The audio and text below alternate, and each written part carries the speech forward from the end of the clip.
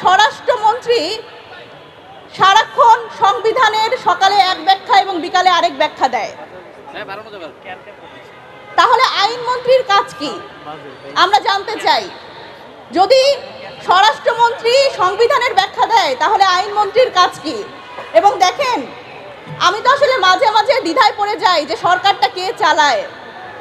গতকালকে আমরা দেখলাম সংসদ অধিবেশনে বিরোধী দলীয় নেতা তিনি প্রশ্ন করলেন প্রধানমন্ত্রী তারেক রহমানকে, কিন্তু উত্তর দিলেন আমাদের মাননীয় স্বরাষ্ট্রমন্ত্রী সালাউদ্দিন আহমেদ। সুতরাং কে যে আসলে সরকার চালায় আমরা এটা বুঝতে পারি না। আজকে দেখলাম আইনমন্ত্রী বলেছেন যে এনসিপির যারা নেতারা তারা অর্ধেক বুঝেছে সংবিধান। আমরা বুঝতে চাই, আপনি আসেন আমাদের বুঝান। সালাউদ্দিন ভাই গত 18 মাস আমাদের একটা সলিম বুঝ দিছে, আপনিও আসেন, বাকিটা আপনি বুঝান।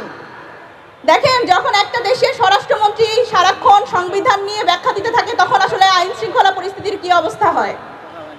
সালাউদ্দিন আহমেদ স্বরাষ্ট্রমন্ত্রী, উনি 25 দিনের মধ্যে মানে ওনার ক্ষমতায় আছেন আর কি, ওনার দায়িত্ব গ্রহণ করেছেন।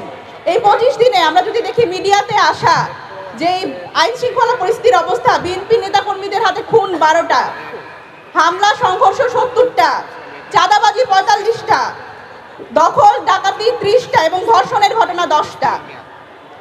এতেই বোঝা যায় যে একটা দেশের স্বরাষ্ট্রমন্ত্রী যদি আসলে তার দায়িত্বটা পালন কম করেন তাহলে আসলে কি অবস্থা হয়। উনি এসেই বললেন যে পিলখানা যে হত্যাকাণ্ড, যে 74 জন সেনা কর্মকর্তা এবং সেনা যারা আসলে হত্যা করা হয়েছে তাদের রিপোর্ট উনি আবার নতুন করে তদন্ত করতে চাইলেন, কিন্তু পরে উনি বললেন যে আমি তো পড়ে দেখি নাই যে অন্তর্বর্তীকালীন সরকারের সময় অলরেডি এই রিপোর্টটা হয়েছে। তার মানে আপনারা বোঝেন। এবং ইনি পরবর্তীতে আবার বললেন যে ঠিক আছে, হ্যাঁ এখন আর তদন্ত করব না, এখন আর তদন্ত করবেন না, কিন্তু রিপোর্টটা কোথায়, রিপোর্টটা তো প্রকাশ করতে হবে। সেই নিয়ে ওনার কোনো বক্তব্য নাই। ওনার বাংলাদেশে এই নির্বাচনের পর থেকে যে ধর্ষণের ঘটনাগুলো ঘটছে এটির কি অগ্রগতি, এটি নিয়ে ওনার কোনো বক্তব্য নাই। কিন্তু উনি বলে যাচ্ছেন যে সংবিধান কখন কি ব্যাখ্যা, ওনার মতো করে উনি ব্যাখ্যা দিয়ে যাচ্ছেন। দেখেন, এবং পুলিশ হত্যা মামলা নিয়ে উনি কথা বলছেন। সুতরাং এই যখন অবস্থা তখন আমাদের প্রশ্ন আসে যে আসলে এই যে বিএনপি সরকার, তারা, আমি সাধুবাদ জানাই, তারা আসলে খাল খননের একটা প্রোগ্রাম নিয়েছেন, কর্মসূচি নিয়েছেন, কিন্তু খাল খনন করেই আসলে দায়িত্ব শেষ করা যাবে না। এবং দেখেন, বাংলাদেশ এখন 2.0, এইখানে আসলে প্রযুক্তি নির্ভর কাজকর্ম করতে হবে এবং যারা তরুণ প্রজন্ম তাদের আসলে প্রযুক্তির সাথে যুক্ত করে তাদের আসলে সামনে এগিয়ে নিয়ে যেতে হবে।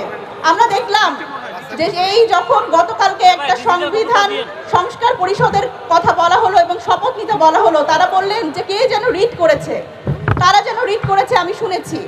দেখেন, যখন আপনি সংসদে দাঁড়িয়ে এই ধরনের মিথ্যাচার করেন তখন আমাদের আসলে আমরা হতাশ হই যে আপনি আসলে দেশের দায়িত্ব নিয়েছেন।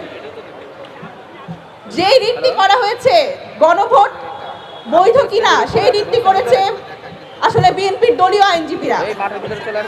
যেই বিএনপির দলীয় আইনজীবীরা কেউ বরিশাল 1 আসনে মনোনয়ন প্রত্যাশী ছিলেন, কেউ বরগুনা 1 আসনে মনোনয়ন প্রত্যাশী ছিলেন, আবার কেউ রাজশাহী 1 আসনে মনোনয়ন প্রত্যাশী ছিলেন, এবং প্রত্যেকেই এই রিটকারী যারা তারা জাতীয়তাবাদী ফোরামের সদস্য। সুতরাং আমাদের বুঝতে বাকি থাকে না যে এই যে চক্রান্ত আপনারা করছেন, যে জনগণের যে অভিপ্রায়, জনগণের যে রায়, সেটি কি আপনারা মূল্য দিচ্ছেন না। এবং আপনারা বারবার করে বলছেন আমারই 3.5 ঘন্টা লেগেছে এই গণভোটের প্রশ্নটি বুঝতে, আর সাধারণ মানুষ না বুঝেই ভোট দিয়েছে। আপনার কি মনে হয় যে 68% মানুষ না বুঝে ভোট দিল?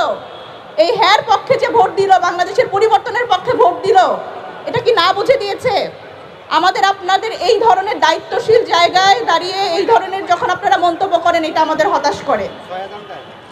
গণভোটের এই যে হ্যাঁ জয়যুক্ত করেছে 68% মানুষ, তাদের আকাঙ্ক্ষাকে আপনারা তুচ্ছ-তাচ্ছিল্য করতে পারেন না। আমরা আশা করি যে আপনাদের শুভ বুদ্ধির উদয় হবে এবং আপনারা এই জুলাই সনদ বাস্তবায়ন করবেন।